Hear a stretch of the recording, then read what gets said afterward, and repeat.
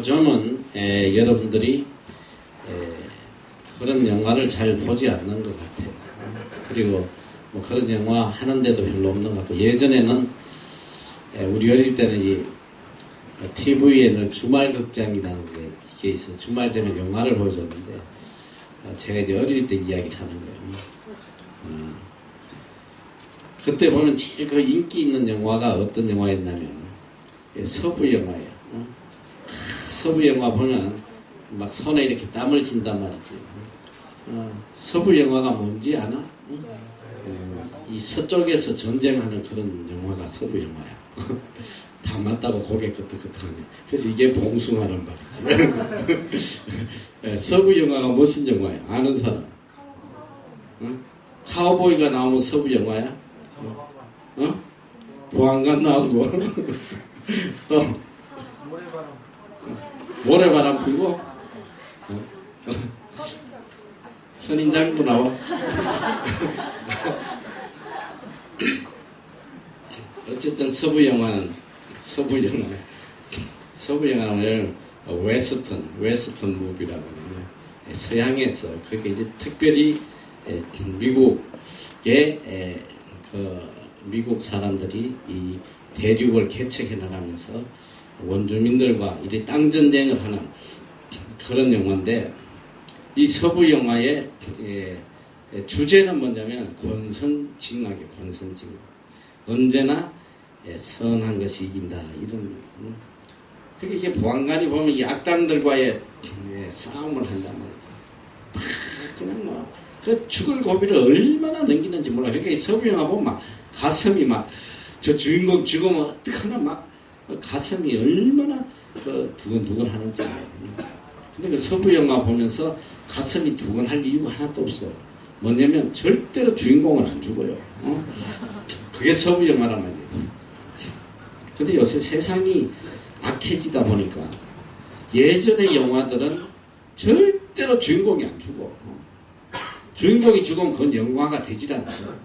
근데 요새는 인간이 이게 자꾸 악해지니까 주인공을 꼭 죽이더라. 아주 영화 보고 나면 기분 나빠요. 주인공이 살아가지고 승리해야 되는데 죽여버리면 죽여버려. 그렇게 잔인한 놈들이 어딨어. 최근에 인기리에 상영됐던 그 드라마가 있어서 TV에, 여러분도 알 거야. 내가 몇 년 전에 본 것 같아. 아이리스라는 거. 거기 이병헌인지 걔하고 또 누구야, 여자 이름? 김태인지 뭐. 그 둘이가 막 죽을 고비를 엄청 그냥 넘기면서 그 상황 속에서도 사랑을 꽃피우잖아. 야, 그래가지고 이제 모든 그 임무를 다 마치고 죽으면서 살아나서 이제 둘이 좀 이렇게 오붓하게 서로 사랑하면서 말이지. 이제 행복한 시간을 가지려고 제주도에 둘이 렌트카 빌려 타고 갔는데, 바다 보고 있는데 어디서 총알이 날아가지고 이병헌이 죽이는 거. 그래서 그 작가는 그 되게 못된 놈이야. 그래서 아주 기분이 너무 좋더라고. 그거 보고 난 때. 어떻게 이럴 수 있나. 이렇게 애들이 고생하고 어렵게 서로 사랑했는데 좀 행복하게 살게 해줘야지. 이런 나쁜 놈들이. 근데 왜냐, 인간이 자꾸 악해지니까 그렇게 또 행복하게 돼가지고 둘이 그래서 서로 행복을 하면 또 배 아파서 못 견뎌요. 요새 현대 인간들 또 그걸 배 아파해. 쟤는 저렇게 행복한데 나는 이거 뭐야? 애인도 하나 없이. 이래가지고 그냥 또 기분 나빠요. 세상이 이렇게 악해져서. 그러니까 그 세상의 흐름을 아니까 작가가 그냥 죽여버리는 거예요. 차라리 죽이면 얘들 또 좀 위안을 받는 것 같아요. 그 세상이 이렇게 악해졌어. 그래서 그 서부 영화 이야기를 하는데, 서부 영화는 항상 해피엔딩. 끝이 해피엔딩으로 끝납니다. 결말이 항상 보안관이 승리하고 착한 사람들이 승리하고 기뻐하는 그걸로 끝나는 게 이제 서부 영화. 오늘 이제 우리 인생도 적어도 그리스도인의 인생이라는 것은, 하나님의 자녀들의 인생은 바로 이 서부 영화와 언제나 해피엔딩으로 끝납니다. 우리의 끝이 정말 행복한 이 행복한 것을 맺어야 되는 것이 우리 그리스도인의 삶이다. 그리고 그 행복한 결말로 가기까지 겪어가는 그 수많은 위험과 어려움들, 가슴을 조이는 그 많은 어려움을 겪고 마지막에 이렇게 행복해하는 그 모습을 보면 참 감동적이고, 또 하나님께서 하나님 자녀들에게 바라는 삶이 바로 그런 삶이라. 마지막 순간 정말 행복해하고 기뻐하고 감격해하는, 물론 이 땅에서도 많은 어려움을 겪고 궁극적으로 행복한 사람이 되는 것. 또 이제 좀 더 우리가 영원을 바라보면 이 생을 다 마치고 이제 하나님 앞에서는 그때에 정말 바울처럼 감격해하고 기뻐하고 행복해하는 그런 삶을 살기를 하나님은 원하시고, 또 우리가 그렇게 살아요. 그럼 우리가 이 세상에서 어떻게 살아야지 이런 해피엔딩의 삶을 살 수 있느냐? 그것은 우선 그 결론을 이야기하기 전에 이 세상에서 그러면 가장 이렇게 해피엔딩으로 생을 마감한 가장 우리에게 감동을 주는 사람이 누구냐? 제가 볼 때 요셉인 것 같아요. 요셉만큼 이렇게 극적으로 우리의 마음에 감동과 감격을 주고 말이지. 얼마나 이게 놀라운 일이야. 여러분이 알다시피 요셉은 정말 특별히 아버지 야곱의 사랑을 받았어요. 그 12 형제 중에 가장 사랑을 받았다. 그래서 요셉에게만 특별히 야곱이가 자색옷을 입히고 채색옷. 그러니까 이제 우리나라로 말하면 그 뭐야? 색동저고리 같은 거, 색동저고리 같은 그런 딴 애들은 무슨 옷 입히고 요셉은 색동저고리 입히고 너무너무 사랑받고 자랐어요. 그렇게 아버지의 사랑을 한 몸에 다 받고 살던 요셉이 어느 날 갑자기 17세 자기가 가장 신뢰하고 의지했던 형들의 손에 의해서 그가 노예로 팔려가요. 여러분, 이게 사람이 살아가면서 제일 고통스러운 게 뭐냐면 배신당하는 거. 여러분, 이 배신의 고통이라는 거는 이건 말로 배신의 아픔이라는 거는, 그런데 우리가 살다 보면 배신을 많이 당하잖아요. 친구한테도 배신당하고 이 남친한테도 배신당하고 이 샤가지 없는 여친한테도 배신당하고 말이지. 고무신 거꾸로 신고 3년 동안 죽도록 국방을 지키고 왔더니 신발 거꾸로 신고 가버리고 말이지. 군대 가면 전부 다 그것 때문에 막 자살하고 이래요. 탈영하고 말이지. 그렇게 살다 보면 우리가 이렇게 이런저런 배신을 많이 당하는데, 제일 그 아픈 고통이 뭐냐면 정말 내가 신뢰했던 사람에게 배신당하는 거. 일반인들한테 배신당하는 거야 좀 덜하지만 정말 내가 신뢰하는 이 요셉의 입장에서 보면 그래도 나를 보호해주고 나를 지켜줄 줄 알았던 이 형들한테 배신당하고 팔려. 여러분, 그 아픔이라는 거 한번 여러분이 상상해 볼 수 있어요.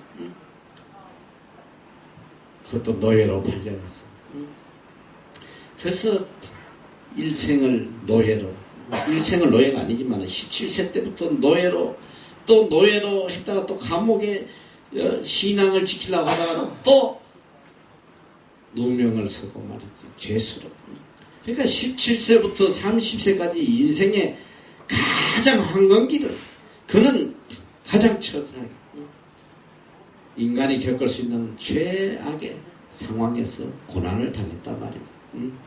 그런데 30세에 그가 하루아침에 죄수에서 대애국 제국을 통치하는 국무총리가 돼서 왕이 말이지. 자기 인장 반지를 다 빼주고 네가 나라 다 써들어. 여러분 한번 생각해봐. 그 극적인 상황, 그 드라마틱한 그런 상황, 해피엔딩으로 끝나는 막 그 이야기. 저는 어쨌든 뭐 이 창세기, 특별히 요셉에 대한 이야기를 볼 때는 성경에 있던 저도 모르면 눈물이 흐르는 날이 많아요. 너무 감동스러웠어요. 너무 감격스러운 거야. 이야, 이런 일이 일어날 수 있구나. 여러분, 이 인생에 이런 극적인 해피 엔딩을 맞이할 수 있는 그 길이 어디 있느냐?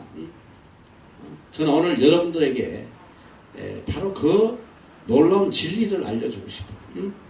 오늘 우리 삶 속에서도 이런 요셉처럼 정말 극적인, 정말 감동적인 이런 상황이 우리에게도 올 수 있다는 거, 이걸 여러분에게 알려드리고 싶어요. 자, 어떻게 해야지 우리 삶에 해피 엔딩이 올 수 있느냐? 첫째로 그의 삶의 중심이 오직 하나님에게 있는 삶, 하나님 중심의 삶을 사는 사람에게는 반드시 그 삶의 해피 엔딩으로 끝난단 말이야. 어떤 상황이 올지라도. 요셉이가 왜 위대하냐? 저는 이제 구약 성경에서 제가 제일 좋아하는 인물이 요셉과 다니엘이에요. 이 요셉과 다니엘은 둘 다 공통점이 좀 있어요. 둘 다 17살 경에 하나는 노예로 팔려갔고 하나는 포로로 끌려갔어요. 그런데 둘 다 그 이방 나라에서 국무총리가 되는 그런 공통점이 있어요. 그래서 가장 공통점이 뭐냐? 그 둘은 특별히 그들의 삶의 중심이 하나님이었다는 거예요. 그들의 삶의 제일 우선순위, 프라이오리티가 하나님이었다는 거예요. 여러분 삶의 중심이, 여러분 삶의 제일 우선순위가 하나님이고, 또 내 삶이 오직 하나님만을 바라보고 하나님만을 향해서 하나님의 뜻 안에서만 살아가는 사람에게는 이 요셉에게 일어났다, 또 그리고 이 다니엘에게 일어났다, 이런 기적적인 해피 엔딩의 사건이 반드시 일어난단 말이에요. 믿으십니까? 그러면 도대체 요셉은 어떤 하나님 중심의 삶을 살았길래 하나님께서 이다지도 요셉을 사랑하시고 죄수에서 한순간에 대애국 제국의 제1인자라. 그럼 1인자예요. 요셉이 1인자란 말이야. 왕은 헛수합이야. 그에게 모든 걸 다 넘겨줘 버렸어. 자, 우리가 그래서 요셉에 대해서 좀 알아볼 필요가 있어요. 요셉이가 자, 일평생을 그래도, 뭐 일평생이 17세까지 그래도 하나님을 섬기고 하나님을 사랑하고 살아왔어요. 그런데 하나님을 사랑하고 하나님의 뜻대로 살아왔으면 하나님이 그를 복되게 해주셔야 되는데, 그의 삶의 한순간에 너무나도 비참한, 가장 어떻게 보면 저주 같은 그런 비참한 환경에 떨어졌단 말이죠. 여러분 한번 봐. 여러분이 이렇게 평안하게 살다 어느 날 갑자기 처절하게 여러분 상황이 바뀌어진다면 멀리 이렇게 최악의 상황을 생각할 필요도 없어. 여러분 삶에서 조금만 내 뜻대로 안 되면 제일 먼저 뭐가 나오냐? 원망, 불평이 나와. 하나님에 대해서. 하나님 왜 나에게 이런 환경을 주십니까? 여기 분명히 알아. 여기 장학생 시험 쳐가지고 여기 떨어져서 온 애들이 제법 많을 거예요. 우리가 이제 주로 떨어진 애들 우선적으로 뽑아줘요. 거의 3번 정도 떨어지면 웬만하면 내가 붙여줘. 그게 이제 긍휼적 선발이라는 건데, 긍휼이 여겼어. 뽑아줘. 그리고 또 2번 떨어진 애들도 1번 지원한 애들보다 훨씬 그 가산점을 많이 줘요. 왜? 긍휼이 여겼어. 그래도 얼마나 하고 싶으면 이렇게 끊임없이 지원하는. 지난번에 온 애 중에는 여러분 바로 전지순가 그래. 4번 만에 온 애가 있습니다. 걔는 맨날 성경 점수가 40점이야. 아무리 긍휼을 베풀려고 해도 내 마음에 긍휼이 일어나지가 않는 거야. 떨어졌으면 성경 공부를 좀 해야지. 어? 맨날 문제 비슷하게 나가는데 어? 왜 떨어지나? 어? 그런데 네 번째 도전하니까 성경 점수도 안 보게 되더라. 어? 이해는 긍휼을 베풀어야 된다. 주님께서 죽을 죄인도 다 긍휼을 베푸셨는데 얘가 무슨 죽을 죄를 지었나? 성경 좀 공부 안 하면 죄밖에 돼 있나? 붙여줘. 근데 이번에 내가 붙여줘 보니까 정말 제일 열심히 잘생기더라. 제일 잘생겨. 그러니까 이게 성경 공부 잘한다고 해서 이게 신앙하고 아무 상관도 없어. 왜 그러냐면 성경에도 있잖아. 죄를 제일 많이 탕감받은 사람이 가장 은혜를 크게 느낀다고. 제일 많이 떨어져 봐야지 이게 얼마나 귀한 걸 알아요. 한 번만에 붙여주면 지 잘나서 혼자 하고 그냥 모가지가 그냥 시멘트를 했는지 그냥 무슨 이야기하다 얘가. 어쨌든 이 요셉이 여러분이 한번 봐봐요. 조금만 내 뜻대로 내가 원하는 대로 안 되면 하나님한테 원망한다는 말이죠. 그래 맞아. 여기도 한번 떨어졌던 애들은 분명히 하나님한테 원망하는 애들 많아. 내가 안 받더라. 막 그때부터 하나님에 대해서 불신하고 내가 그렇게 기도했는데 안 붙여주시고 막 이러면서 수들대고. 우리 인간이 그래. 조금만 내가 원치 않는 환경에 다다르면 제일 먼저 튀어나오는 게 원망 불평이 나온단 말이야. 요셉이가 얼마나 위대한 신앙의 사람이냐면 여러분 한번 생각해봐. 그렇게 사랑받던 그런 17세 어린 소년이 말이지. 한순간에 노예로 잡혀갔어. 여러분 노예로 잡혀간다는 거는 여러분 상상이 돼? 인간 취급을 하겠어? 짐승처럼 먹을 걸 제대로 주겠어? 교육시키다 두드려 패고 말이지. 그리고 전혀 다른 문화 속에 언어가 통하겠어. 문화가 통하겠어. 그 고통이라는 것은 또 얼마나 아버지가 그립고 가족이 그립고 제 요셉이라는 이 젊은 청년이 청년도 아니지 17살 먹은 어린 소년이 얼마나 위대한 믿음을 가졌는지 우리는 이렇게 성경을 보면 잘 몰라요. 성경을 볼 때에 이렇게 그 시대의 상황에 맞는 이렇게 상상을 좀 해볼 필요가 있어. 노예로서 삶이 어떻겠나. 저는 이제 제가 깨닫지 못한 걸 어느 날 그 바이블이라는 그 영화를 요셉이라는 영화를 이렇게 우연히 내가 보면서 거기에서는 이제 이걸 재밌게 하려고 이제 그 시대적 상황에 맞게 이렇게 이야기를 그걸 풀어서 이렇게 영화를 했는데 거기에서 내가 너무나 귀한 걸 깨달았어요. 몇 가지를 깨달았는데 제가 깨닫지 못했던 너무나 놀라운 상황. 첫째로 이 요셉이가 애굽 땅에 끌려가서 제일 먼저 뭘 강요당하냐면 이 애굽이라는 나라는 태양 신을 섬기는 거예요. 바로 이 바로 왕이 바로 태양인데 그 신격화하는 그래서 그 시대에 매일 아침에 이 태양신에게 절을 하고 숭배하는 그런 의식이 그 나라예요. 그런데 이제 요셉이가 어린 소년으로서 거기 끌려갔는데 제일 먼저 이제 길을 들이기 위해서 그 나라 문화와 풍습에 길들이기 위해서 요셉에게 강요를 합니다. 너 우리 태양신 바로에게 숭배해라. 그런데 요셉은 끝까지 안 해요. 하나님만이 유일신이다. 하나님만이 유일한 신입니다. 절대로 우상에게 난 전할 수 없다. 그러면서 엄청나게 채찍을 맞는 매를 맞고 피투성령화 돼서 끝까지 하나님에 대한 신앙을 버리지 않는. 물론 이제 그 영화에서 이렇게 만든 거지만은 저는 그게 사실이라는 생각이 들어요. 그가 적어도 그 하나님을 모르는 이방 신을 섬기는 나라에서 하나님에 대한 믿음을 지키기 위해서 그가 당했을 고난을 생각해보니까 이건 놀라운 일이야. 끝까지 그 믿음을 저버리죠. 하나님께서 그를 얼마나 사랑하겠어요. 그리고 정말 중요한 사건은 뭐냐? 이거 똑바로 잘 들어요.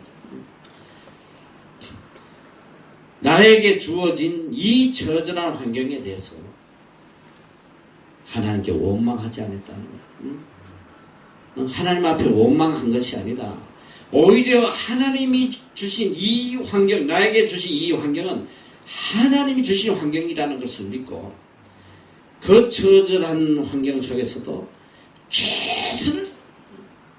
최선을 다했어. 노예일 때는 노예로서 최선을 다. 그 상황에서도 인간으로서 노예로서 해야 될 최선을 다하고 또 하나님을 향해서 그의 신앙을 결단코 버리지 않았다는 거야. 그리고 또 하나님께서 은혜를 베풀어요. 너무너무 최선을 다한 거야. 보디발의 집에 노예로 팔려가는데 그는 노예로서 자기가 해야 될 최선, 진실하게 여러분 최선을 다한다는 것은 뭐냐면 그 최선 안에는 반드시 진실이 있어야 돼. 최선이라는 것은 거짓이 없는 거야. 여러분이 거짓된 이 최선이 우리 사회에 너무 만연해요. 딱 위에 오나가 볼 때는 막 열심히 하다가 오나가 보면 뒤에서 욕하고 앉아있고. 직장에서도 그렇잖아. 상사가 있을 때는 열심히 일하다가 밖에만 나가면 상사 욕하고 말이지. 회사 욕하고 말이지. 또 보는 데서는 막 그냥 간신처럼 말이지. 간을 빼줄 듯이 막 아부하고 말이지. 이게 인간들 모습이야. 뭐 여러분이라고 별 거 없어. 나도 마찬가지고 여러분도 똑같아요. 그러나 적어도 요셉은 하나님 앞에 진실했다. 여러분 하나님 앞에 진실하면 사람에게 진실할 수밖에 없어요. 왜 그런지 알아? 내가 하는 모든 일들이 사람에게 보이려고 하는 것이 아니기 때문에 내가 하나님 앞에 최선을 다하는 거기 때문에 사람을 속이지 않아. 인간이 보든지 안 보든지 인간이 뭐 칭찬해 주든지 안 해주든지 I don't care. 아무 상관없어. 하나님께서 나를 어떻게 보실까? 하나님 앞에 내가 얼마나 진실하게 살까? 그게 초점이 있는 거야. 그러다 보니까 여러분 진실한 것은 반드시 인정을 받게 돼 있어. 진실은. 그 애굽이라는 나라에 가서 그가 노예지만은 그 노예로서 정말 주인에게 최선을 진실되게 다하니까 주인이 그를 신뢰하기 시작하는 거예요.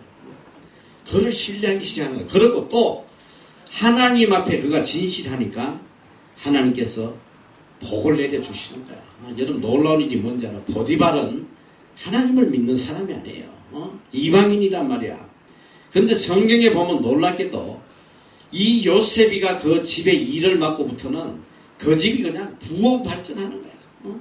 너무너무 재산도 막 그냥 몇 배로 늘어나고. 그런데 놀라운 사실이 뭐냐? 잘 들어. 똑바로 고개 들고. 여호와께서 요셉으로 인해서 보디발의 집에 복을 주시는 거야. 요셉 때문에 보디발의 집에 복을 내려주신 거야. 여러분 잘 들어야 돼. 적어도 하나님의 자녀들은 우리가 가는 어떤 장소든지 우리 때문에 거기가 복을 받아야 돼요. 여러분 알아? 내가 가가지고 그 사업장이 망해버리면 그 여러분 책임이야. 내가 갔는데 그 집에 더 어려움들이 일어나고 더 모든 게 꼬이고 안 되고 하면 내 잘못이라고 생각해야 돼. 하나님 앞에 진실된 사람이 있는 그곳에는 하나님께서 복을 주신단 말이야. 요셉 때문에 보디발의 집에 복을 내려주시는 거야. 이건 정말 놀라운 거야.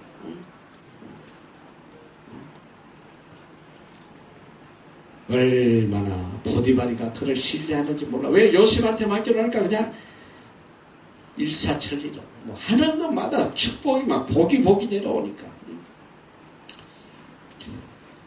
이곳에 여러분으로 인해서 축복이 있어야 된단 말이야. 27기로 인해서 27기가 이 학교에 오고부터는 이 학교가 복을 받았다. 나도 여러분 때문에 복 좀 받자. 복 좀 받자. 갑자기 막 학교가 미어터지게 전 세계에서 학생들이 몰려오게만. 내가 요즘 와서 늘 우리가 이야기하니까 우리 학교는 마케팅을 안 해요. 뭐 거의 안 하다시피. 왜? 나는 하나님을 믿으니까. 나의 이 경영 방침이 뭐냐? 이것에 보내주시는 우리 외국인, 우리 학교가 왜 세워졌냐? 이 중국 아이들에게 복음 전하기 위해서 이 학교가 세워졌거든. 그래서 우리는 모든 경영의 초점이, 학교의 모든 운영의 초점이 이 중국 아이들, 뭐 다른 외국 아이들도 마찬가지지만 외국 영혼들을 구원하는 여기에 초점입니다. 그러니까 우리 학교는 모든 게 그걸 하나를 위해서 움직이는 거야. 선생님들도 선생님을 채용해도 선교사들 채용하고 직원을 채용하고 선교에 마인드가 있는 사람을 채용하고 그러니까 모든 사람이 한 가지 목적을 위해서 움직이는 거야. 우리 장학생들을 뽑는 이유도 외국 아이들에게 복음 전하라고 뽑는 거야. 그래서 우리가 성경도 시험도 보고 인터뷰도 해보고 선교에 소명이 있는 그래서 학생들을 뽑을 때 내가 제일 중요시 보는 건 자기소개서예요. 자기소개서 읽어보면 이 아이가 얼마나 선교에 대한 열정이 있는지 사실 성경 시험 점수 그렇게 중요하지 않아. 낙제점만 안 맞으면 웬만하면 선교에 소명이 있어 붙여준단 말이야. 그런데 자기소개서 보고 뽑았다가 사기 당한 적이 한두 번이 아니다 이 소리야. 말과 행동이 다르더라 이 소리야. 글과 행동. 그런 그냥 너무너무 막 선교 아니면 죽을 애 같이 서나가지고 뽑아줬더니 선교하면 죽으려고 여기.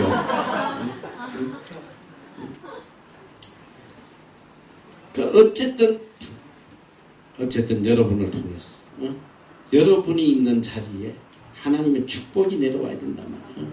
여러분을 위해서 한 영혼이 구원을 받고 또 여러분을 위해서 학교도 복이 되고 교회도 복이 되고 모든 것이 축복이 되고 이 요셉 한 사람으로 인해서 보디발의 가정이 막 축복을 받는 거야. 그러니까 비록 노예로 팔려온 어린아이지만 보디발이가 자기 집의 모든 재산을 다 맡겨라. 네가 다 알아서 해라. 나는 신경 쓰기도 싫다. 네가 다 알아서 해라. 돈이 얼마가 들어도 말라 네가 알아서 결정하고 다 해라. 그만큼씩. 그만큼씩. 여러분이 세상을 살아가면서 믿는 사람은 어떤 사람이 돼야 되냐? 첫째로 사람에게 신뢰받는 사람들. 여러분 사람에게 신뢰 못 받으면서 하나님 앞에 신뢰 받으려고 하지 마라. 사람도 인정 안 해주는데 그저 눈 속이고 그저 일을 해도 그래 그냥 보일 때는 열심히 하다가 조금만 오나가 없으면 그냥 지할 일하고 돌아다니고 말이지. 잡담하고 앉아있고 그리고 물질에 있어서도 그냥 내거 아니면 그냥 마음대로 서재끼고 말이지. 여러분 우리가 첫째로 믿음의 사람은 이 땅에서 먼저 사람에게 신뢰를 받아야 돼요. 믿지 않는 사람도 이 사람 같으면 내가 신뢰할 수 있겠다. 그런데 정말 안타까운 게 뭔지 알아? 사기꾼 중에 그리스도인이 제일 많다는 거야. 얼마나 사기꾼들이 많아요. 그리스도인들 중에. 여러분 깜방에 한번 가봐. 깜방에 가서 종교를 분포를 해보면 기독교가 제일 많아요. 누가 제일 많은지 아는 사기꾼으로 온 사람 중에 제일 많은 게 장로. 장로, 집사, 목사 내가 지난번에도 한번 이야기한 것 같은데 서울 구치소 안에 있는 크리스찬들만 다 모으면 교회 10개 세운다는 10개. 거기 근무했던 장로님이 그 간증을 하더라고. 서울 구치소에 그 차만 해도 교회 10개 세운다. 그만큼 기독교인들이 세상에서 손가락질 받고 크리스찬이라 그러면 그냥 다 학을 띄고 말이지. 요즘 엔티 크리스찬이 얼마나 많아. 얼마나 그리스도인들이 욕을 먹고. 여러분이 앞으로 세상에 살아가면서도 뭐 이렇게 찾아와가지고 아유 제가 장로입니다. 제가 장로입니다. 이러면서 제가 교회 집사고요. 뭐 어쩌고 저쩌고 그 사기꾼들 제일 많아. 조심해야 돼요. 교회 직분 팔아가지고 사기치고 말이죠. 너무너무 많아요. 적어도 여러분이 사람한테 먼저 신뢰를 받아야 돼. 사람한테 신뢰도 못 받으면 사람 앞에 신뢰 받으려고 하지 말란 말이야. 적어도 이 사람 같으면 내가 믿을 수 있겠다. 이 사람 같으면 내가 이 일을 좀 맡길 수 있겠다.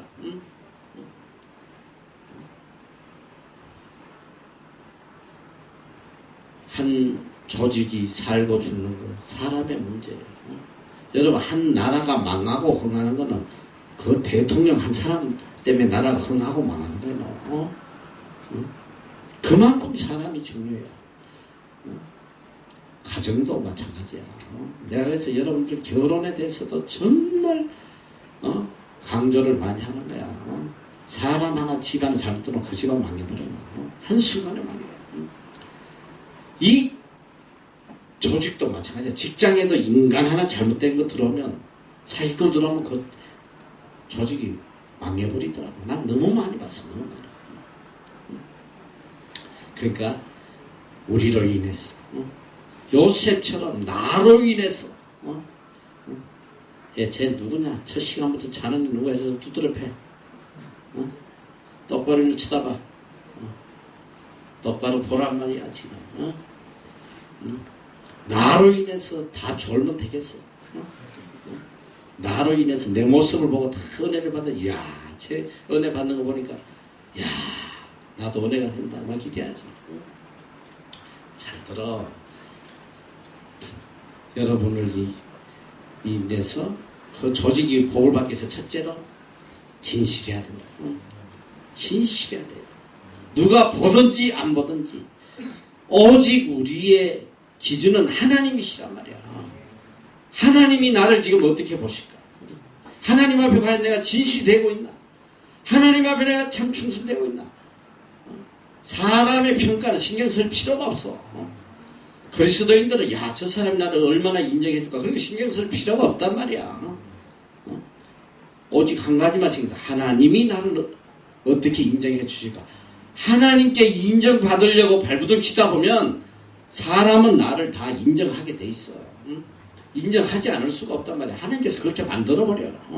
다 인정할 수밖에 없게끔 만들어버린단 말이지. 하나님 앞에 지금 적어도 요셉은 하나님 앞에 정말 진실했어요. 누가 보든지 말든지. 하나님께서 나에게 이 노예라는 이 종이라는 자리를 주셨으니까 종으로서 그는 죽도록 충성한 거예요. 종으로서. 종이 끄떡거리고 자꾸 주인 행세하려고 이러다가 귀샤대기 맞지. 종으로서 그냥 이 종으로서 하나님께서 나를 종으로 보내셨기 때문에 여기서 종으로서의 자기 책임을 다한 거예요. 여러분 그러니까 어떤 환경에서든지 컴플레인하고 원만 불평하고 그거는 소망이 없어요. 누가 위대하냐? 여러분 환경을 주시는 분은 하나님이야. 여러분 그걸 알아야 돼. 첫째로 나에게 온 어떤 환경도 하나님이 주시지 않는 환경은 하나도 없단 말이야. 오늘 여러분이 이 뉴질랜드 땅에 온 것도 여러분의 의지로 온 게 아니란 말이야. 하나님께서 보내주신 거예요. 하나님께서 보내주셨어요. 그런데 왜 하나님께서 나를 이곳에 보내셨느냐? 하나님의 뜻을 깨달아야 돼요. 적어도 나를 이곳에 보내신 분명한 하나님의 뜻이 있을 것이다. 그건 뭐냐? 이곳에서 하나의 미랄이 됐어. 영혼을 구원하는 복음 전하는 여기에 내 생명을 다 바치도록 죽도록 충성하라는 거야. 혹시라도 여러분 중에 내가 여기 왜 와서 영어 공부하러 왔지? 여러분 그런 아이들은 별 소망이 없어요. 하나님께서 나에게 원하시는 것이 무엇인지 그 프라이어리티 물론 여러분 뭐 영어 공부하지 말라는 게 아니야. 중요한 건 뭐냐? 영어 공부보다 더 우선적인 더 귀한 것이 있단 말이야. 그것이 뭐냐? 하나님께서 복음을 위해서 선교를 위해서 나를 이 땅에 불러주셨으면 모든 내 삶이 오직 그 목적을 향해서 움직여야 된단 말이야. 그걸 향해서 다 모든 걸 버리면서 최선을 다하면 그때 하나님께서 기적을 일으켜주셔. 여러분 잘 들어. 야 내가 뭐 이제 와가지고 이제 보면 뭐야 이거 영어 공부를 하는데 공부할 시간도 없고 새벽 기도부터 해가지고 맞지 학교는 가면 맨날 졸다가 오지 뭐 내가 언제 영어 배우나 피곤한데 끝나고 나면 청소해야지 어머 밥에 먹어야지 또 끝나고 나면 또 예배 있지 뭔 예배가 일주일 내내 있나 또 예배는 또 이 교회는 왜 이렇게 길어 한국 가면 설교 20분인데 얘 2시간 하냐 여러분 놀라운 게 뭔지 알아? 복음을 위해서 선교를 위해서 그까지 영어 뭐 내가 못하면 어때? 여기 이 생명을 구원하는 천하보다 귀한 이 생명을 구원하는 이 일을 내가 할 수 있다는 게 얼마나 감사해. 할렐루야. 감사합니다. 막 이러고 그 한 영혼을 구원하려고 하면 6개월 지나고 나면 어떤 결과가 나오냐? 정말 놀라운 거예요. 누가 제일 영어 잘하는지 알아? 여기서 제일 선교를 위해서 애쓴 애들이 영어 제일 잘해요. 왜 그러냐? 하나님이 지혜와 총명을 주시거든. 지혜와 총명을 주셔. 내가 무슨 영어 공부 뭐 열심히 밤잠 한다고 해서 영어 넣는 게 아니더라 이 소리야. 하나님께서 그냥 말문도 팍 열어주시고 귀도 그냥 뻥 뚫어주시고 그냥 그러니까 어느 날 그냥 영어가 한글처럼 한글이 영어처럼 그러니까 막 영어 하면서 한글도 하고 말이지. 막 섞어가지고 해서 다 통하는 거야, 다 통해. 난 그게 너무 놀라운 거야. 나도 어떤 때 가게 가가지고, 나도 모르고 그래. 지금도 내가 영어 하면서 자꾸 이게 한글하고 막 섞여서 나오는데, 나도 몰라. 이게 한글인지 영어인지 구분도 안 돼. 가서 5불짜리를 달라고 말, 잔돈 5불짜리 달라고 했는데 내가 이렇게 이야기했어요. 기범이 $5. 근데 $5 주더라고. 5달러. 5달러짜리 주더라고. 내가 한글 해도 통한단 말이야. 나는 그런 걸 너무 많이 체험해요. 내가 이게 우리 직원이 뭐 이 나라 사람들하고 한국 사람이 짬뽕돼 있다 보니까 그냥 회의하다 보면 나도 모르게 영어로 하다 보면 중간중간 한국 단어들이 잘 들어가. 나도 모르게. 근데도 잘 통해. 왜 그러냐? 다니엘과 사드락 메삭 아벳느고 그들이 하나님 앞에 자기들을 정결하게 지키기 위해서 왕이 주는 진미를 거절하고 말이지 생명을 내놓고 자기를 거룩하게 지켰더니 3년이라는 왕궁 훈련 시간이 끝난 다음에 왕이 딱 둘러봤을 때 다니엘과 그 세 친구하고 똑똑한 애들이 한 명도 없어. 최고 비교할 수가 없어. 그런데 보니까 하나님 말씀 하나님께서 다니엘과 그 세 친구에게 그 나라의 박수와 술객보다 10배나 뛰어난 지혜와 총명을 주셨다고 그래요. 10배나 뛰어난. 여러분이 여기서 오직 복음을 위해서 선교를 위해서 죽도록 충성하다 보면 하나님께서 지혜 주시는 거야. 지혜와 총명을 주셔. 자, 그리고 제일 중요한 게 뭐냐면 첫째, 자, 나에게 이 환경을 주신 분이 하나님이라는 것을 마음에 새기고 이 환경을 주신 하나님의 뜻이 뭔지를 깨달아야 된단 말이에요. 그래서 요셉은 그 종으로서 노예로서 그는 최선을 다했더니 하나님께서 그를 통해서 그 가정에 복을 부어주시고 그를 올려주신 거야. 그 집에 최고의 자리에 올려주셨어. 자, 그런데 중요한 건 뭐냐? 그런데 여러분, 하나님께서는 이 하나님의 자녀들이 하나님을 위해서 최선을 다하고 진실되게 살다 보면 이렇게 어느 날 갑자기 요셉처럼 보디발 시대 집의 최고 모든 책임자로서 막 뛰어오르지만 하나님에게 이 단계가 있어요. 어느 단계를 탁 올려주시고 또 테스트 하시는 거예요. 너희들이 이제 영어 여기 오면 대부분 비기너겠지만 이제 한 몇 주 하면 테스트, 레벨 테스트 한단 말이야. 또 딱 해서 한 단계 딱 올려, 또 인터미디어 가면 또 딱 하고 또 어퍼 딱 올라 테스트해요. 하나님도 우리를 훈련하시는 방법이 참 믿음을 지키면 딱 이렇게 업해 주신다가 테스트해서 딱 업해 주시고 또 어느 정도 우리의 신앙이 올라가면 하나님 또 테스트를 하시고 여기서 딱 이기면 또 쫙 올라가는 거예요. 이 요셉도 마찬가지예요. 요셉이 거기에 노예로 붙들려가지고 그렇게 매를 맞으면서도 하나님을 향한 신앙을 버리지 않고 충성하고 진실되게 살아도 포디발의 집에 최고의 자리에 올려주시는데 바로 시험을 주시는 거예요. 포디발의 아내가 그를 유혹하기 시작합니다. 유혹을 해요. 막 끝도 없이 유혹하는 거야. 끝도 없이. 그런데 그는 끝까지 하나님 앞에 자기를 지키려고 했더니 그 하나님 앞에 바로 살려고 했던 그 결과가 뭐냐면 깜빡이야, 깜빡. 너 얼마나 황당하겠어. 하나님 앞에 내가 정말 깨끗하게 살려고 이렇게 발버둥 쳤는데 알잖아. 내가 만약에 이 여주인의 말을 안 들으면 이 여주인이 나를 보복하고 괴롭힐까 알아. 그러나 어떤 보복이 오더라도 내가 하나님 앞에 죄를 지었었다. 자신을 그렇게 깨끗하게 살려고 발버둥 친 결과가 뭐냐. 야, 요셉아, 너 정말 믿음 좋구나. 그래, 내가 이제 바로 그냥 국무총리로 올려줄게. 그게 아니더라 이 소리야. 믿음을 지키려고 했더니 감방으로 가버렸어. 가장 비참한 모든 사람들에게 다 손가락질은 이 강간 범에다가 뭐 성폭행범에다가 한번 낯도 못 들게 만들어 비참하게 모든 사람이 저 샤가지 저 희벌이 저 종놈을 갖다가 데려다 놓으니까 어디 저런 나쁜 놈이 한번 생각을 해봐. 이 감방에 들어간 거는 둘째치고 그 많은 사람들의 저기 뭐야 멸시하는 그 눈초리를 그걸 견뎌나간다는 게 요셉으로서는 그 정말 그것도 뭐 죄를 지은 것도 아니잖아. 하나님 앞에 신앙을 지키려고 발버둥 치다가 그런 모욕을 당하니까 원망이 안 나오겠어. 하나님 이건 아니잖아요.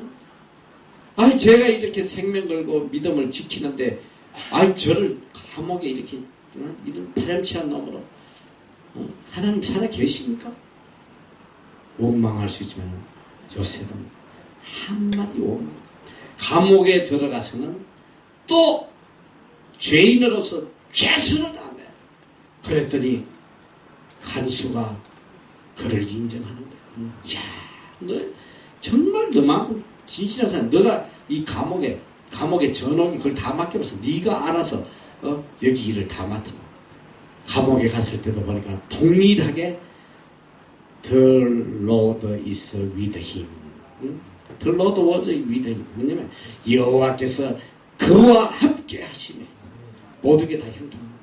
그러니까 노예로 있을 때도 하나님께서 그와 함께 하시고 감옥에 죄수로 있을 때도 하나님이 그와 함께 하시고 여러분 하나님이 함께 하시는데 형통하지 않을 일이 어디 있겠어. 하나님이 함께 하시는데 하나님이 안 높여주시겠냔 말이야. 그는 또 거기서 진실되게 최선을 다했어요.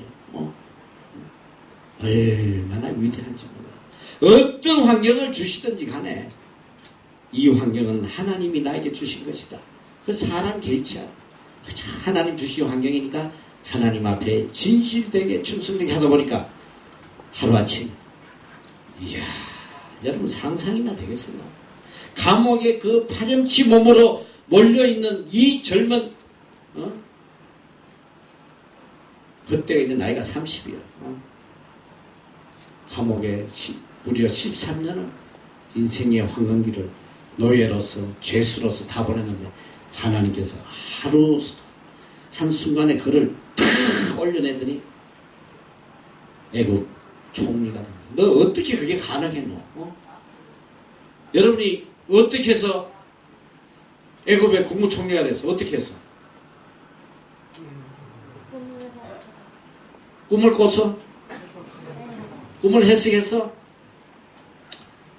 잘 들어봐. 여러분 꿈을 해석해서 된 게 아니에요.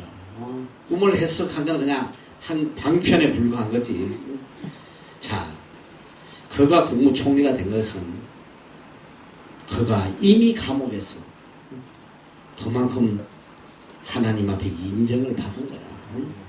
하나님 앞에 인정을 받았기 때문에 그를 하나님께서 서식에서 다만 꿈을 이용한 것이지 꿈 해석 잘했다고 국무총리 된 게 아니라 이 소리야. 잘 들어봐. 내가 이제 더 바이블에서 정말 또 놀라운 걸 내가 봤어. 이런 이야기, 이런 장면이 나와. 이제 왕이 꿈을 꿔가지고 막 범인에서 막 밥도 못 먹고 죽어가니까 왕이 이제 그냥 모든 이 박수와 술객 이런 놈들 다 죽이라고 그러고 막 그냥 미쳐 날뛰니까 막 밑에 있는 고관 대작들이 이게 막 다 막 불안해. 언제 죽을지 모르는 거야. 전부 다 왕이 지금 뭐 미쳐 날뛰니까 그때 술 맡은 관원장. 여러분 잘 봐. 성경에 보면 이 감옥 안에서 술 맡은 관원장, 떡 맡은 관원장이 둘 다 꿈을 꿔요. 너무 번민하는데 요셉이가 그 꿈을 해석해줘. 자, 사흘 뒤에 술 맡은 관원장, 당신은 왕에게 다시 들림을 받을 것이다. 당신이 분명히 들림을 받는데 왕궁에 들어가면 나를 좀 기억해라. 요셉도 너무너무 답답하니까 나는 억울하다. 나는 절대 그런 죄를 지었지 않았으니까 나의 이 무고함을 좀 풀어달라고 말이지. 부탁을 해요. 그런데 이 술 맡은 관장이 알겠다고 말이지. 그런데 성경에 봤더니 너무 놀라운 거야. 술 맡은 관장이 왕에게 복직이 됐어. 그런데 그는 요셉을 잊어버렸다. 요셉을 더 이상 기억하지 않아. 여러분 잘 들어. 이 세상에서 너희들 이 세상에 믿을 인간 한 명도 없어도 너희들한테 뭐 야 도와줄게 어려울 때 그래 내가 이번에 이렇게 되면 너 꼭 기억해줄게. 천만에이션. 여러분 기억해줄 도움 줄 인간이 하나도 없다 이 소리야. 인간은 다 잊어버려. 지 살기 바쁜데 누가 누굴 도와줘. 그래서 성경이 우리에게 끊임없이 들려주는 두 가지가 있어요. 그게 뭐냐면 절대 사람 의지하지 말라는 거야. 우리가 사람 도움 구하고 사람 의지하고 해봐야 도와줄 인간도 없지만은 우리가 사람을 의지하는 순간에 어떤 죄악을 지냐면 하나님을 의지하지 않아요. 큰 죄악이란 말이야. 절대로 인간에게 기대하지 마. 내가 저 사람한테 이 잘해야지 나에게 도움을 줄 텐데 저 사람 잘 보아야 될 텐데 잘 볼 인간 한 명도 없어. 어느 인간도 여러분에게 도움 주지 않아요. 나는 여기 와서 내가 신앙생활 하면서 내가 느낀 게 뭐냐면 인간은 아무것도 아니야. 인간 두려워할 거 하나도 없어. 이 뉴질랜드 땅에 와서 여기까지 내가 얼마나 많은 어려움과 사람들 이 나라 사람들을 살뻑하면 막 고소한다 그러고 진정선에 쌓고 막 별짓을 다 하고 해도 내가 눈 하나 깜빡 안 했단 말이지. 아무 힘도 없는 게 까분다. 여러분 잘 들어. 그래서 성경에는 끊임없이 사람을 의지하지 말라고 그래서 사람을 의지하면 저주받는다. 예레미야서에 보면 무릇 사람을 믿으며 갑자기 생각이 안 나네. 무릇 사람을 믿으며 왜 생각이 든다. 사람을 믿으면 어떻게 되냐? 저주를 받으리다. 예레미야서 사람을 믿으면 저주받는다. 그리고 시편에 보면 아무 도울 힘이 없는 방백들을 의지하지 말고 사람을 의지하지 말고 아무 도울 힘이 없는 인생도 오지 말고 방백도 오지 말고 어떤 권력자도 여러분에게 도움 줄 사람이 하나도 없어요. 그러니까 어떤 상황에서든지 우리는 하나님을 의지해야 된다. 하나님만이 우리를 구해 주실 분이다.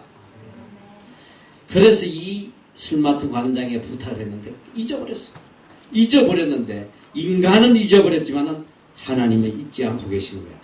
그래 이 왕이 미쳐 날뛰고 막 지금 나라가 다 멸망하게 되니까 이 술 맡은 관원장이 정신이 버쩍 드는 거야. 그래 맞아. 내가 감옥에 있을 때에 내 꿈을 해준 히브리 청년이 있었지. 조세. 왕에게 이야기를 해요.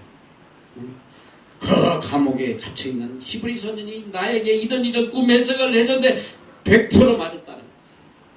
그때 무슨 왕이 그래? 당장 데려와봐. 그게 아니더라고. 보니까 고관 대장들이 쫙 이제 회의를 하는데 왕이 앉아있는데 한 술 맡은 관장이 폐하 제가 이렇게 해서 히브리 소년이 꿈을 해석해 줬습니다. 그랬더니 다른 방백들이 이보시오 무슨 소리 하는 거지 지금 어디 갔다가 죄인을 갖다가 왕에게 어드바이스 조언을 시킨단 말이야. 그리고 이 애굽 사람들이 히브리 사람을 아주 멸시했어요. 가까이 오지도 못했어요. 그래서 야곱의 가족이 다 왔을 때 히브리 땅에 못 들어오고 끝에 고센 땅에 그 가까이 하지 않는 거야. 어떻게 우리가 저렇게 멸시하는 저런 천하 그것도 다른 거 아니고 성폭행범으로 깜빵에 있는 히브리 소년한테 왕이 조언을 받으라고. 술대가 무슨 소리요? 어떻게 그런 망발을 하오? 안 그렇게 해서는 생각을 해봐. 아니 태양 신으로 받드는 바로 왕에게 갔다가 이 성폭행범을 갖다가 히브리 소년을 갖다가 왕에게 꿈에서 해주라고 아주 막 난리가 난 거야 지금. 고관 대장들이 있어가지고 술대간 지금 술 취했어. 지금 제정신이요. 술 깨시오. 난리가 난 거지. 너 생각을 해봐. 너 그게 너 상상이 되겠어. 암만 꿈을 잘 해석한다고 해도 할지도 안 할지도 모르는데 왕이 쪽팔리게 너희들 말하면 쪽팔리게 왕이 히브리의 소년한테 맞아 노예로 잡혀온 애한테 그것도 죄짓고 깜빵에 있는 놈한테 꿈에서 해주시오. 야 그건 말이 되냐? 그거는 도저히 대애굽 제국에서 용납이 안 되는 거야. 난리가 나서 고관 대장들이 무슨 소리 하는 거야 막. 그런데 With God nothing is impossible. 내 인생에 일평생 담아두고 사는 말씀이에요. 하나님께서 능치 못할 일이 없으시다. 하나님은 능치 못할 일이 없으시고 하나님이 하신데 정고관 대장이 막 소리치고 아우성쳐도 하나님께서 왕의 마음을 탁 움직이고 그래? 데려오도록 해라. 그걸 끝나는 거야. 이것들이 막 난리 치는 거 막 수백 명이 배야 안 데려온다이다. 쉐라 입 닥치고 빨리 데려와. 데려오라고 끝나는 거야. 그러니까 하나님이 하신단 말이야. 하나님께서 그래가지고 요셉을 데려와가지고 말이죠. 꿈을 해석하냐. 왕이 그냥 그 앞에 엎드려 절을 하고. 그래서 이게 말이나 되냐 이거야. 말이 안 되는 게 말이 된단 말이야. 믿는 자에게는. 믿는 자에게는 능치 못할 일, 도저히 인간이 불가능이라고 생각하는 일들이 하나님 자녀에게는 일어난단 말이야. 여러분이 이제 여기서 앞으로 6개월 동안 있으면서 정말 놀라운 사실들을 많이 발견하게 돼요. 도저히 있을 수 없는 일이 지금 이곳에서 일어나고 있다는 거. 여러분이 다 이 성경 시험 준비하려고 감정집 다 읽었지. 거기서 시험 나온다 그러니까. 그것도 하나님께 나에게 지혜 주신 거야. 이것들이 왔는데 보니까 뽑아서 왔는데 보니까 하나도 몰라. 얘가 뭐 하는 데인지도 몰라. 안 되겠다 싶어가지고 계속 그 성경 시험 어디서 나오냐고 자꾸 묻는데요. 갔다 온 애들한테 묻고 막 그래가지고 하나님께서 지혜를 주셨어요. 제발 하나님 나의 아버지에서 나온다. 그래가지고 이제부터는 알려줘. 거기 다 나온다. 그러니까 막 그거 죽도록 읽는데 그거 보면 또 붙어요. 성경이 다 맞아. 그 안에서 다 나오니까. 그래서 여기 어떤 일이 일어나고 하나님이 어떻게 역사하시는지를 좀 미리 좀 깨닫고 오게 하려고 그 책을 통해서 시험을 보는데 그래도 인간들이 모르더라고. 몰라요.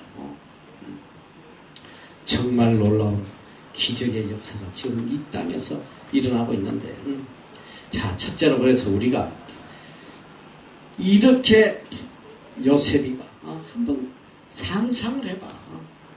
감옥에 있다가 어느 날 갑자기 국무총리가 됐어. 나 이제 그 국무총리가 된 요셉을 생각하면서 한 가지 궁금한 게 있더라. 궁금한 게. 이 사람은 어떻게 되었을까? 보디발의 아내. 뭐 요셉이가 야, 너 왜 나한테 거짓말했어? 감옥에 넣어. 요셉은 그럴 사람이 아니잖아. 다 하나님 주신 환경이라서 그 스스로 죽는 거야. 스스로. 그 여자 스스로. 왜 요셉이가 국무총리가 됐어? 나 죽었네. 밤마다 그냥 악몽 꾸고 막 그냥 막 아마 신경쇠약으로 죽었든지 아니면 정신병원 가 있든지 둘 중에 하나야. 내가 안 받아 더 뻔해. 죽었든지 정신병원 갔든지. 하나님께서 한순간에 이 상황을 해피엔딩으로 바꿔버리신단 말이야. 여러분이 어떻게 하면 우리가 요셉처럼 살 수 있나? 어떻게 하면 내 인생에도 이런 극적인 해피엔딩이 내 삶에 일어날 수 있냐? 간단해요. 성경이 우리에게 답을 주고 있어. 요셉처럼 살면 돼. 요셉처럼. 어떤 환경을 주시든지 간에 항상 하나님 중심적인 삶, 하나님만 바라보고 삶, 하나님 뜻에 합당한 삶. 그리고 어떤 환경이든지 하나님이 주셨다는 걸 깨닫고 거기서 죽도록 충성하면 타협하지 않고 인간들에게 비맞추지 않고 하나님 섬기는 일에 매를 맞아도 어떤 어려움이 오더라도 굴복하지 않고 죽으면 죽으리다 이런 마음. 야, 이까지 뭐 영어 공부 내가 좀 하지 못하면 어때? 시간 좀 없으면 어때? 내가 하나님이 기뻐하시는 이 영혼 천하보다 귀한 이 한 영혼을 위해서 내가 하나님 주신 시간 동안 여기서 내가 생명을 한번 걸어보겠다. 그런 애들 미래가 열려요. 하나님께서 복을 주신단 말이야. 머리 되게 해주시고. 정말 놀라운 기적이 일어나요. 자, 이 요셉은 철저하게 하나님 중심적인 삶을. 그래서 보면 참 이 감동적인 이야기가 뭐냐면, 제 성경에서 제일 감동이 오고 눈물이 오게 뭐냐면, 이 요셉이가 자기 형제들을 만나는 그 애굽에서 17년, 13년 동안 그런 어려움을 겪고 제일 힘든 게 뭐지? 아버지가 보고 싶고 사랑하는 가족이 얼마나 보고 싶겠어. 외국 땅에서. 그런데 가족들이 살을 구하려고 찾아왔단 말이야. 그래가지고 이제 그 형제들을 만나면서 막 이제 끝까지 자기가 요셉 아닌 척 하면서 이제 만나는데 막 그 형제들을 보고 그 감동을 억누를 수 없어가지고 이야기 한마디 하고는 그냥 지방으로 쫓아가지고 통곡을 하고 또 정신 차리고 나와가지고 또 이야기하고 이런 장면들이 나와요. 얼마나 감동이 오면. 그래서 마지막에 이제 자기가 요셉임을 밝히고 야곱하고 다 이렇게 가족을 애굽 땅으로 오게 하는 그런 장면에 보면 오늘 이 내용이 뭐냐면 이제 그 야곱하고 이제 전부 다 이제 가족이 왔는데 형들 입장에서는 큰일 난 거야 이거. 왜? 팔아먹었거든. 내가 팔아먹었으니까 이제 우리 죽었다는 거지. 이젠 죽었다. 이걸 어떻게 하나? 막 벌벌벌 떨고 있는 거야. 요셉이가 얼마나 위대한 사람인지 잘 봐. 5절에 보면 당신들이 형님들이 나를 이곳에 팔아섬으로 근심하지 마세요. 한탄하지 마세요. 하나님이 생명을 구원하시려고 나를 형님들 앞서 보냈습니다. 얼마나 요셉의 삶이 하나님 중심인가. 모든 걸 하나님의 뜻에 맞춰서 보는 거야. 내가 여기 형들이 나를 팔았지만 형들이 판 게 아니에요. 하나님께서 나를 보내주신 거예요. 우리 가족을 구원하시기 위해서 미리 나를 보내주신 거라고. 8절에 보니까 그런즉 나를 이리로 보낸 자는 당신들이 아니요 하나님이시다. 하나님이 나로 바로의 아비를 삼으며 그 온 집에 주를 삼으시고 애굽 온 땅에 지휘자로 삼으며 나를 이곳에 보낸 거 형님들이 나를 팔아서 온 게 아니라 하나님이 나를 이곳에 보내신 거예요. 이 정말 놀라운 거야. 그래서 이게 뭐냐면 센트가 서울드가 아니라 센트다. 나는 팔려온 게 아니라 보내심을 받았다. 이게 얼마나 놀라워. 믿음의 고백. 오늘 여기 우리 장학생들 여러분이 이런 믿음을 가져야 돼요. 내가 여기 온 것은 내 의지로 내 뜻대로 뭐 우연히 온 게 아니고 하나님이 나를 보내서 오셨다. 하나님 나를 일로 보내서 내가 여기 와 있다는 거죠. 여러분 이걸 깨달아야 돼요. 이 볼륨 좀 올려. 왜 이렇게 낮춰서. 여러분 잘 들어야 돼요.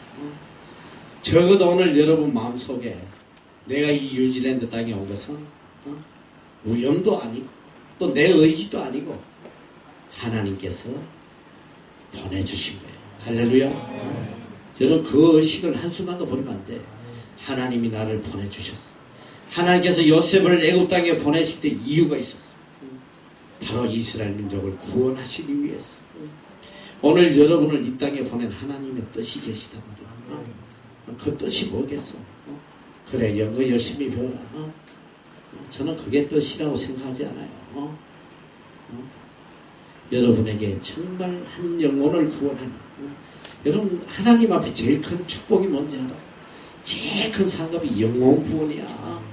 한 영혼을 하나님께로 인도하는 그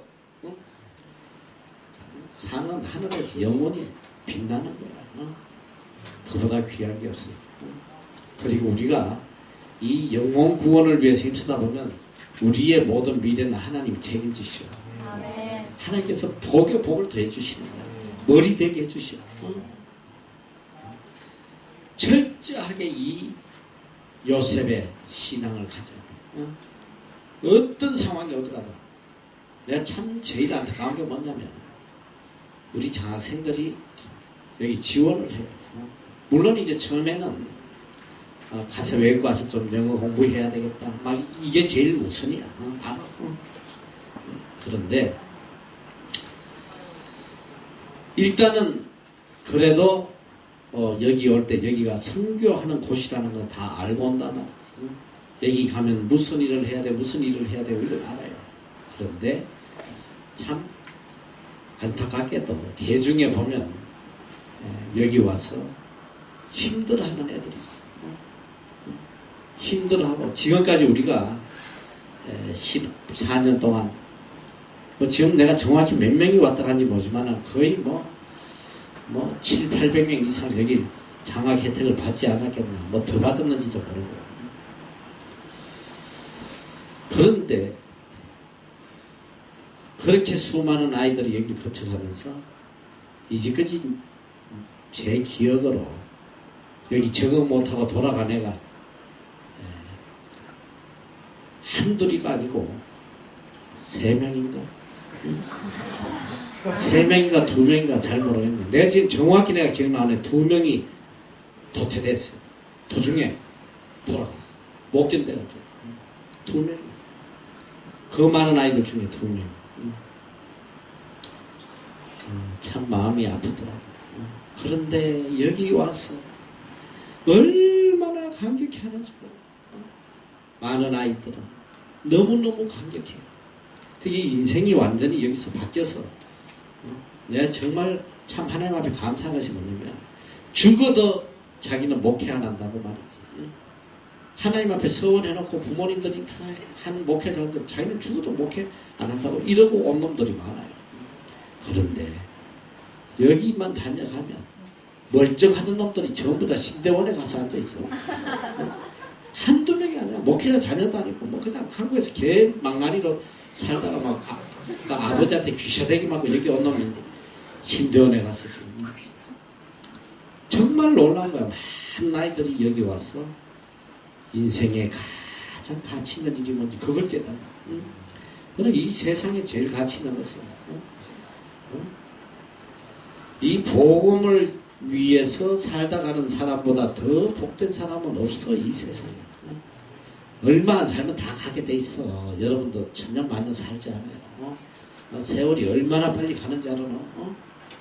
정말 충격이야. 세월이 얼마나 빨리 가는지. 아직도 내 정신 수준은 여러분들 수준에 머물러 있단 말이야. 어쩌면 여러분보다 낮아요. 내가 얘기한 초등학생하고 비슷해. 대화해보면. 쟤들 나보다 높아. 그런데 세월이 이렇게 빨리 흘러. 나는 여러분들 20대 때 항상 그 생각을 했어. 40대 사람을 보면 야, 저 인생 다 끝났네. 항상 그 생각이 들었어. 내 인생에 과연 40대가 올까 이랬는데 정말 총알같이 가버렸어. 언제 간지도 모르겠어. 40대. 정말 빠르게. 중요한 건 뭐냐? 우리가 하나님 앞에 곧 간다는 거야. 여러분 그걸 잊어버리면 안 돼. 오는 거는 태어나는 거는 순서가 있어. 생년월일 순서가 있지만 가는 거는 순서가 없어. 여러분 중에 나보다 먼저 갈 애들도 있을 수도 있어. 이미 먼저 간 애들이 있어. 여기를 다녀간 애들 중에 이미 나보다 먼저 간 애가 여러 명 있단 말이지. 여러분 잘 알아. 그래서 성경은 What is your life? 너의 생명이 무엇이냐? 너의 생명은 잠시 왔다 사라지는 안개라고 해서 언제 사라질지 모르는 게 인생이라는 거야. 그러니까 언제나 우리는 오늘이 마지막인 것처럼 아니 내일 열심히 해야지. 그거보다 악한 게 없어. 오늘 하나님이 주신 이 시간 정말 나도 좀 한번 하나님 기뻐하시는 삶을 한번 살아봐야겠다. 요셉처럼 하나님의 말씀을 지키기, 다니엘처럼 하나님의 뜻을 지키기 위해서 자기 생명을 갖다 다 내놓는. 근데 결국은 뭐냐? 그렇게 살면 이 땅에서도 복의 근원이 되더라 이 소리야. 하나님께서 여러분이 우리가 잡으려고 하면 절대 잡히지 않아요. 그러나 우리가 다 내려놓으면 하나님께서 잡아주시고 이게 얼마나 큰 축복인지 몰라. 자, 하나님께서 이제 여러분들에게 새로운 여러분의 인생의 이건 전환점이야. 내가 볼 때 얼마나 귀한 축복의 시간인지 몰라. 많은 아이들이 그래. 6개월을 마치고 또 뭐 혹은 1년을 마치고 우리 아이들이 여기를 왔다가 돌아가면 여기를 못 잊어. 너무 그리워하는 거야. 그래서 한국에 돌아가서 자기들끼리 프레어 미팅, 기도회 모임을 만들어서 매달 모여서 이곳을 향해 기도하고 그래요. 그리고 언젠가 다시 여길 와야겠다는 이런 소망이 하나님이 길을 열어주시면 나도 여기 와서 한번 더 열심히 섬겨보겠다. 이런 소망을 가진 애들이 얼마나 많은지. 그래 저는 이제 그런 생각을 해요. 여러분 사실 우리가 이제 중국 땅에 가서 청년들을 복음 전하겠다고 선교사들이 많이 들어가 있는데 여러분 몇 년을 10년을 해도 청년들 몇 명 전도 못하는 선교사들 너무 많아요. 중국에서 힘들어요. 그런데 우리 학교에서는 1년에 수십 명 변화받고 세례받고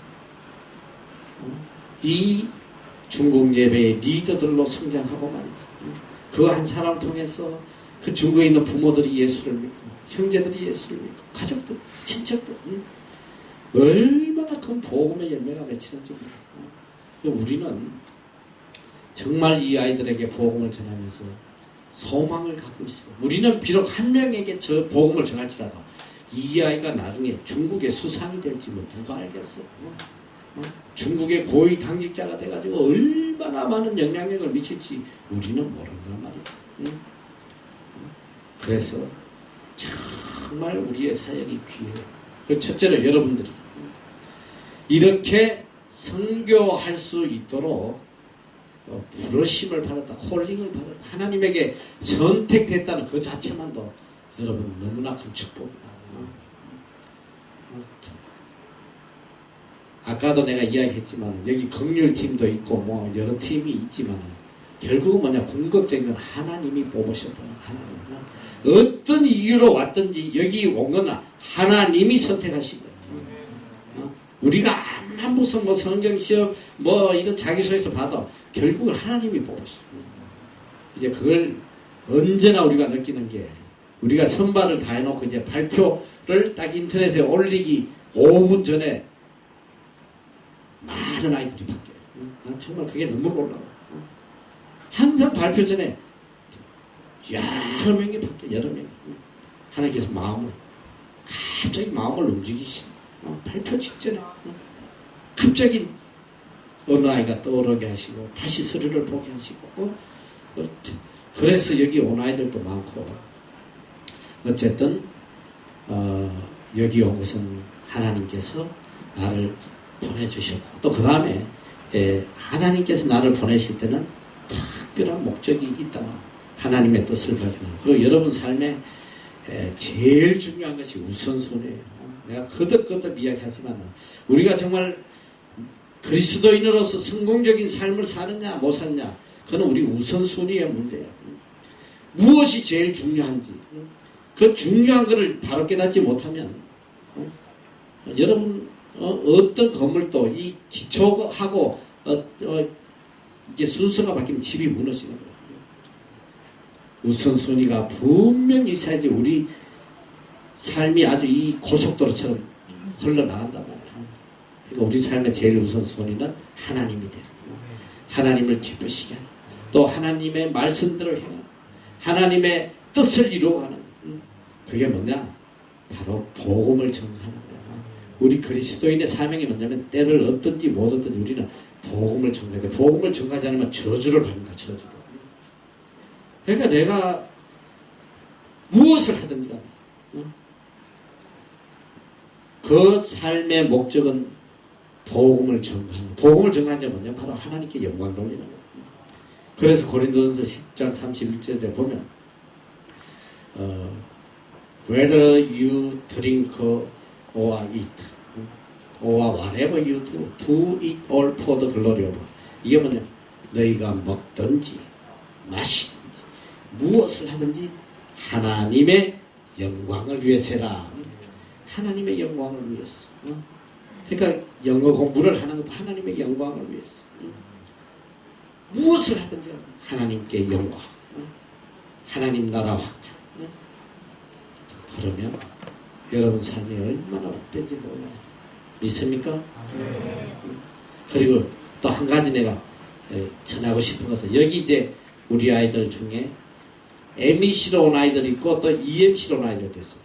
여러분 MEC가 잘나서 뽑힌 게 절대 아니에요. EMC가 부족해서 뽑힌 것도 절대로 아니에요. 분명한 하나님의 뜻이 있어. 그리고 6개월이 끝나면, 6개월이 이제 여러분이 끝나면 많은 아이들이 여기서 간사로 또 뽑혀요. 여기서 좀 더 섬기고 싶어 하는 아이들을 우리가 이렇게 간사를 뽑아서 또 6개월 기회를 줘요. 섬길 수 있도록. 그런데 6개월이 끝나고 간사를 뽑을 때에 많은 EMC들이 뽑힌다는 거. 여러분 그것도 놀라운 거 아니야? 지금은 내가 MEC로 안 왔을 따라 EMC로 와도 6개월 뒤에 다시 내가 MEC가 됐어. 또 여기서 간사로 섬기는 기회가. 그는 기준이 뭐냐? 얼마나 충성되게 진실되게 사명을 감당하느냐. 그건 하나님이 뽑으시는 거죠. 그리고 또 여기 있으면 하나님께서 얼마나 큰 기회를 주시냐면, 저는 참 감사해요. 우리 여기 모든 지금 우리 사역자들이 전부 다 여기 장학생 출신이야. 우리 조나단 목사님 또 여기 7기로 왔어. 7기. 10년 전에 하나님께서 선택이 하셔가지고 여기에 신학대학 공부를 시켜서 마쳤어. 이것은 목사 한 수가 또 영주 끝까지 우리 팀 목사도 마찬가지. 우리 또 조원식 전도사도 마찬가지. 다 장학생 출신. 여러분 중에도 또 하나님께서 누구를 선발해서 앞으로 귀하게 또 이 땅에서 또 귀하게 사용하실지 우리는 아무도 알지 못해요. 그러나 뭐 어디서 섬기든지 간에 여기서 하나님에게 충성되게 섬기면 하나님이 사용하신다. 앞으로 귀하게 사용하신다. 그러니까 절대 원망하지 말고 여러분의 인생이 복되기를 원하면 절대 원망 불평하지 말고 여러분 요셉이가 한 번이라도 자기 환경에 대해서 원망 불평했다면 국무총리가 될 수 있겠어? 안 된단 말이야. 어느 상황에서는 감사하고 감격하고 그럼 하나님께서 크게 여러분 들으셨어요. 여러분 중에 요셉처럼 다니엘처럼 그런 위대한 신앙인들이 많이 나오시기를 축원합니다. 네, 기도하겠습니다.